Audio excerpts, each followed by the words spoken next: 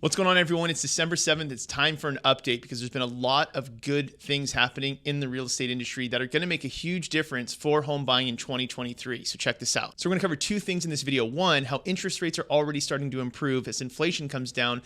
And two, the new loan limits that were just set by the federal government, FHFA, which is the Federal Housing Finance Authority. So let's start with the loan limits. Nationally, the new loan limit for 2023 will be $726,000. This is a pretty significant increase over 2022, which was $647,000. So what does that mean for you?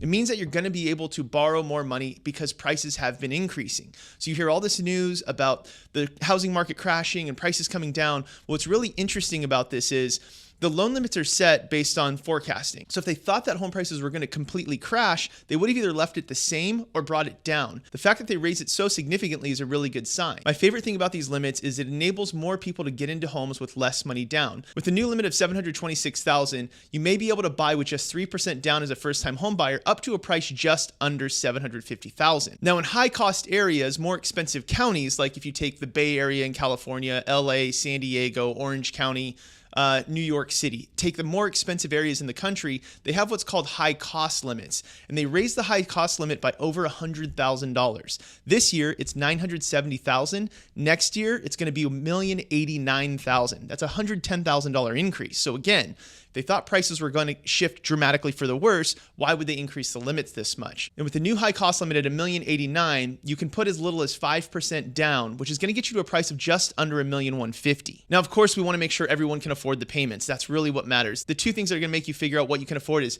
how much do you want to come out of pocket and what do you want your monthly payment to be? If we figure those two things out, I can tell you what your purchase price is. Now, let's jump into interest rates because there's a lot of good things happening. On November 10th, we got the CPI report, which is basically an inflation report that shows the year-over-year inflation.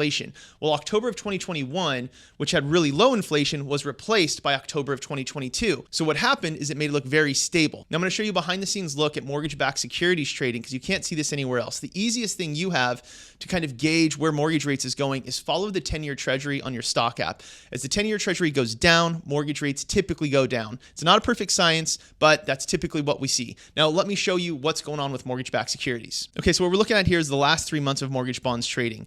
As mortgage bonds go down, rates get worse. So don't mistake this. Think if mortgage bonds go down, rates go down, and if mortgage bonds go up, rates go up. It's actually inverse. Think of down as worse and up as better. So what I've done here is I've just drawn a box of the last 2.5 weeks of the trading, and what you can see comparatively is we're very stable. And here's November 10th. So the inflation report came in really good, inflation's mellowing out, and interest rates follow inflations. So as a result of that report, we saw interest rates go down. Mortgage bonds got better, rates went down. And since then, we've been very, very stable. Now, what's really interesting is if you look at just the last 4 trading days, you can see that we're following this 100-day moving average really closely, and we're kind of riding the lightning, like we're staying right on it. But even if we broke below it, which we've tried to test below it the last 4 days, really, we have another line here of security.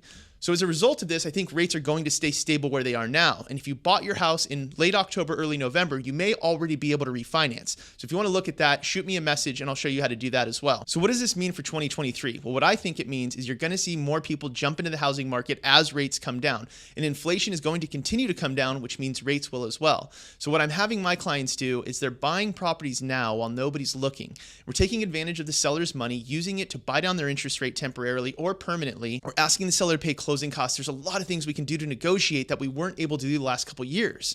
And you're thinking, well, Sean, why wouldn't I just wait till rates come down? Because that's what everyone's going to do. What you want to do is buy a house while no one's looking, get into the house. Then when rates go down, I'll help you refinance. And when rates go down, you're going to see everyone jump back into the housing market, which is going to push your value up. Because the supply and demand issue is not going away, I actually think it'll be worse next year. And here's why. You have so many people sitting on 30-year fixed mortgages in the 2s and 3s. Well, you're not going to want to sell that house to trade up to 4 or 5 or even 6%. So you're going to have less people selling and probably doing more remodels, but you're not going to see those properties come to market. Builders at the same time have slowed down their building because they're worried about people not buying as well. So you have less inventory, and next year you're going to have more people jump in. Here's what's interesting. I did a video on Instagram where I said, what if rates go to 8%? Would you still buy a house? And somebody commented, that's 5% higher than what we're used to. And that's very good perspective because think about it. We get used to things. So people got used to 3%, which is a complete anomaly and will never happen again. But what's happening right now? People are getting used to hearing 5, 6, and some people even heard 7%, right? So if rates or when rates drop below 5%, let's just say it's 4.875, they're not used to hearing 4 anymore, right? So they're going to go, oh my gosh, rates are down. We should buy a house. That's why I think it's so good to buy in a market like this when everyone else is distracted. Get your house at a discount. Take advantage of all these different programs we have to really use the seller's money to your advantage. Get the house even at a discounted price. Then just simply refinance when rates come back down. That's what I think is going to happen. If you have any questions, reach out anytime. I want to make sure this makes sense. Feel free to comment below whether you agree or disagree. What are your thoughts on what's going to happen for 2023?